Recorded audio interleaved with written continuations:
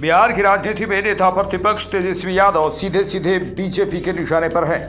NDA के सभी दल हर मंच से महागठबंधन के घोषित सीएम चेहरा तेजस्वी यादव पर हर दिन हमला बोल रहे हैं। बीजेपी सांसद निशिकांत दुबे ने एक बार फिर तेजस्वी यादव पर हमला बोलते हुए कहा कि तेजस्वी का चेहरा जितना बिहार की जनता के बीच जाएगा, एनडीए उतना ही आगे बढ़ेगा।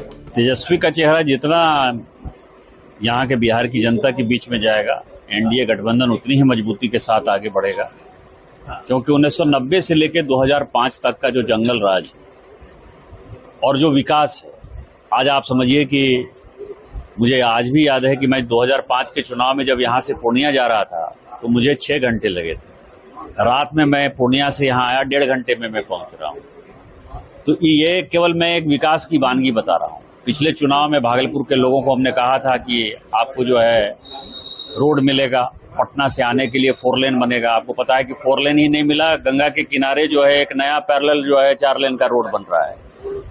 सुल्तानगंज से जो है देवघर की कनेक्टिविटी, जो मेरे लोकसभा की कनेक्टिविटी है, कितने दिन से पेंडिंग पड़ा हुआ था काम, आपको पता है कि उसका काम चालू हो गया। कटेरिया जो है, जो देवघर से विक्रमशिला होते हुए कटेरिया जाएगा, कुर्सेला में जो जोड़ेगा, उस रेल लाइन का जो है शिलान्यास कर दिया माननीय प्रधानमंत्री जी ने। यहाँ एसटीपीआई हो, यहाँ हॉस्पिटल हो, यहाँ गैस का कनेक्शन हो, घर घर जल देने का बात हो। तो इस तरह के इतने डेवलपमेंट के काम हुए हैं कि यहाँ की जनता जो है 2010 से ज्यादा बहुमत, मतलब 2010 में जितनी सीटें एनडीए को मिली थी उससे ज्यादा सीटें इस बार जीतेगी और हम पूर्ण बहुमत की सरकार बनाएंगे। एसआईआर उनका फेल हो गया, उनका जंगल राज जो है सबसे ज्यादा जनता के दिमाग में हावी है, इससे वो टेंशन में है, फ्रस्ट्रेशन में है, और इस बार सबकी जमानत जब्त हो जाएगी। हिमाचल के क्षेत्र में एसआईआर का असर देखने को मिला, 0% एसआईआर। सभी जो है भारतीय जनता पार्टी को वोट देना चाहते हैं और एसआईआर के बारे में उनको लगता है कि बांग्लादेशी वोटर के सहारे यदि राष्ट्रीय जनता दल और कांग्रेस चुनाव जीतना चाहती है, हम उस मंसूबे को पूरा नहीं होने देंगे। बिहार का वोटर ही बिहार का भविष्य तय करेगा, न कि बांग्लादेशी वोटर तय करेगा।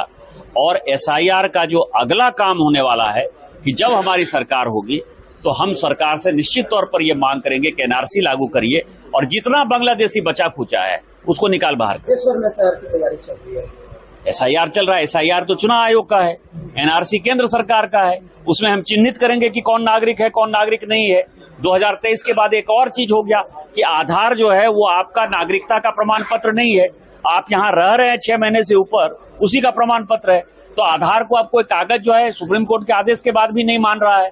तो आधार के आधार पर जितनी बातें हुई हैं, बैंक अकाउंट खुला है, पैन कार्ड खुला है, सारी चीजें जो है वो अगले चुनाव होने दीजिए, चुनाव के बाद आपको इसका नतीजा लगेगा और हम बांग्लादेशियों को निकाल बाहर करेंगे। तो पर आमने सामने है एक ही दल के उम्मीदवार। आपने भागलपुर में नहीं देखा, जो डिप्टी मेयर है सलाउद्दीन, वो नॉमिनेशन करने जा रहा है और रातों रात गायब हो गया। या तो उसको जबरदस्ती ले गया या पैसे का कोई खेल हुआ, कोई दो में से कोई कारण तो हुआ होगा ना। प्रशासन ने, आपको पता है कि एफआईआर किया है। तो क्या आप जो है फिर से जंगल राज की वापसी चाहते हैं?